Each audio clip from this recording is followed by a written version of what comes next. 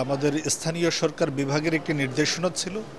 সারা দেশব্যাপী তারুণ্যের আইডিয়া প্রতিযোগিতা আয়োজন করা হয়েছিল। তারই ধারাবাহিকতায় আমরা মাদারীপুর জেলায় আইডিয়া প্রতিযোগিতার আয়োজন করি এবং তরুণদের নিকট থেকে ৪৫টি আইডিয়া আমরা পাই এবং এই আইডিয়ার মধ্যে থেকে এই যে আইডিয়াটি আজকে আমরা বাস্তবায়ন করেছি, যেটির নাম হলো রক্ত জোলাই মাদারীপুর,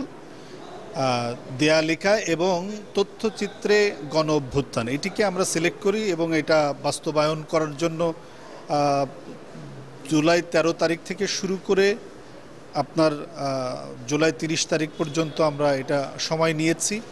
প্রস্তুতির জন্য। আর ৫ই অগস্টকে এটা আমরা প্রদর্শনী করেছি। এটি ছিল সরকারের নির্দেশনা, আমরা নির্দেশনা প্রতিপালন করেছি। দেয়ালিকার যেই তথ্যচিত্র রক্ত জুলাই মাদারীপুর, এটাতে আমরা নতুন প্রজন্মকে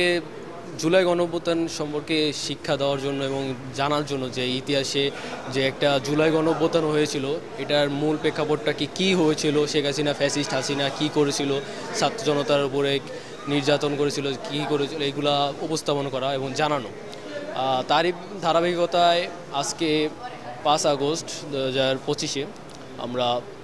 একটা রক্ত জুলাই মাদারীপুর নামে একটা ওয়েবসাইট তৈরি করেছি, যেখানে মাদারীপুরের সকল আন্দোলনের চিত্র এবং ডেট এবং শহীদদের যে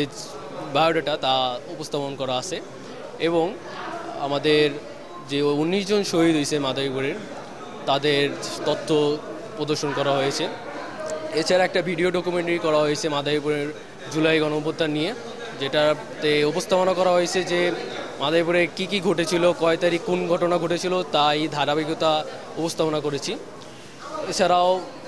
আরও তথ্য দেওয়া আছে যারা আহত হয়েছে, আহতদের চিত্র, নির্যাতনের চিত্র, আওয়ামী লীগ, ছাত্রলীগ, যুবলীগের যে সন্ত্রাসী গোষ্ঠী এবং পুলিশ বাহিনী যারা ছাত্র জনতার উপরে হামলা করেছিল, তাদের যে নির্যাতন নিপীড়নের একটা যে প্রেক্ষাপট চিত্রটা, ওইটাও তুলে ধরেছি এবং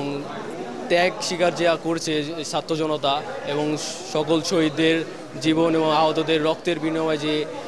আমরা নতুন বাংলাদেশ যে পেয়েছি এবং নতুন বাংলাদেশকে তৈরি করার জন্য যা যা করা লাগবে তা আমরা একটা দেয়াল চিত্র তৈরি করেছি এবং দেয়াল প্রদর্শন করেছি রক্ত জুলাই মাদারীপুর নামে।